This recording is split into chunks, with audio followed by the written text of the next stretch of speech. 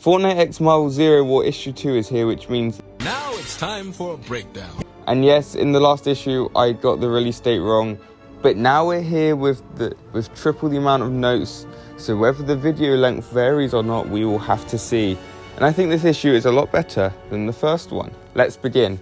The issue starts with the Avengers on the island ready to fight IO alongside the Reality Zero army led by the Foundation. And this group of Avengers does include a few we haven't seen yet as skins, Quicksilver and Vision. It would be neat to get them as skins at some point, especially since they have entered the loop and will have to leave at some point. Thor, Tony, She-Hulk, Captain Marvel, Captain America and 8-Ball all return from the previous comic.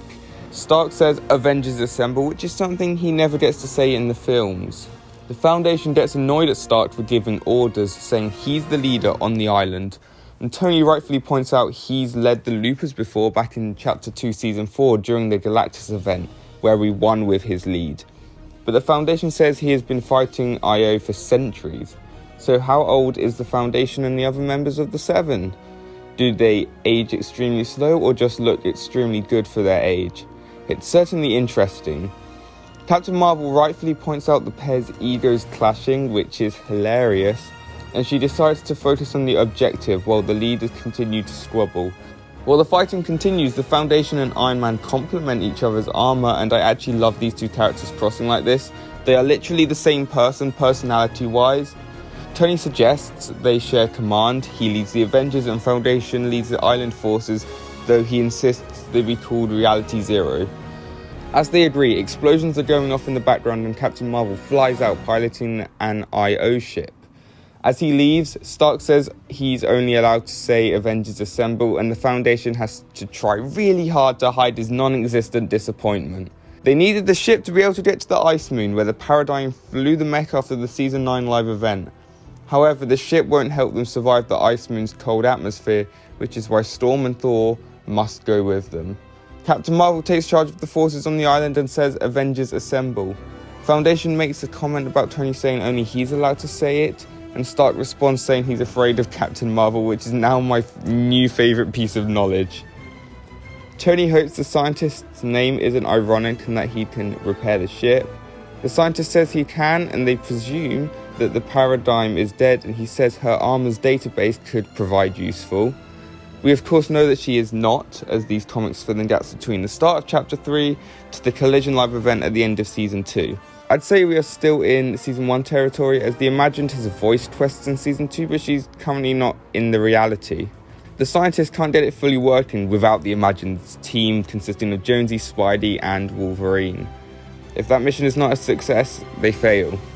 Back on Earth 616, we are at Wakanda. It's clear Wolverine is not particularly liked, or he thinks so, as they're fighting massive cat robots. Spidey makes a comment about being at Black Panther's royal wedding, implying that they're friends. Jones is using a grenade launcher from Fortnite in 616, which is a pretty cool detail. He aims it at a pilot, but Spidey redirects the shot to hit Logan instead, saying the pilots aren't bad people, they're just doing their job protecting Wakanda. This is true to Spidey's character, and the fact he hits Logan instead is the only alternative, because Logan will heal as he has a healing power. Shuri is the one who welcomes them, not T'Challa. She is not a skin we have seen yet, probably given that she has never been in the loop. Jones starts explaining what's going on from the very beginning, but Parker interrupts and dumbs it down quite dramatically. Wolverine vouches for the Reality Zero folk, despite previously being against helping them. The Imagined says something is interfering with her energy signatures, and Shuri says it's all the vibranium that Wakanda is known for. Jones wants some as a souvenir, but Shuri says he's not allowed. Wolverine's tracing abilities tell him the shard is no longer in Wakanda. They come up with two theories: someone's taken it, or the shard is sentient, meaning it can move by itself. The gang go visit Serpent Valley. Shuri jokes that no one's taken selfies with the dinosaurs. Jones says he's seen them before, presumably when he was travelling realities back in Chapter 2 Season 5 to find hunters. Imagined or Spidey's talked to them, it's hard to see who, and Logan says he's eaten them, which is a bit weird. Wolverine says he feels something, a nearby base, before ejecting his claws to save Jonesy's life. They're jumped by hybrid skins from the original Season 8 Battle Pass. They hatched from eggs in the volcano that belonged to the prisoner, but what are they doing in 616? Jones even recognizes them as creatures from Reality Zero. Is the prisoner also here?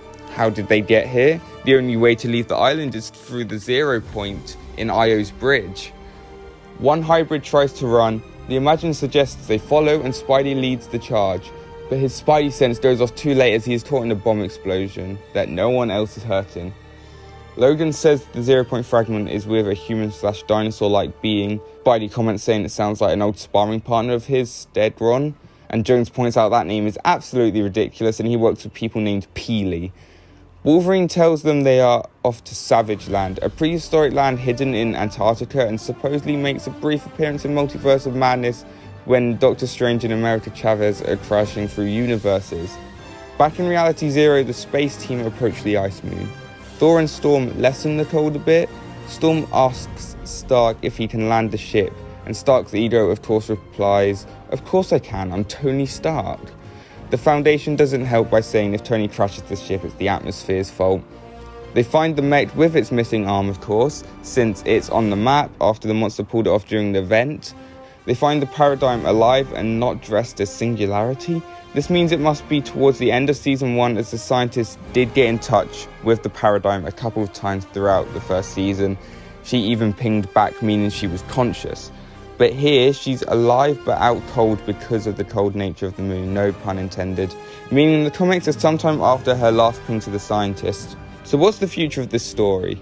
The Seven will probably revitalise the Paradigm on the moon while getting the mech online and building the base that is there. And the Earth 616 group will continue to trace the signature of the 0 point fragment. Hopefully issue 3 opens with Doctor Doom or just involves him, because he was teased and then absent from this issue. I'm interested to see what he is up to. I think the first issue was slightly better, but this still had a lot of cool stuff. I hope you enjoyed. Peace out.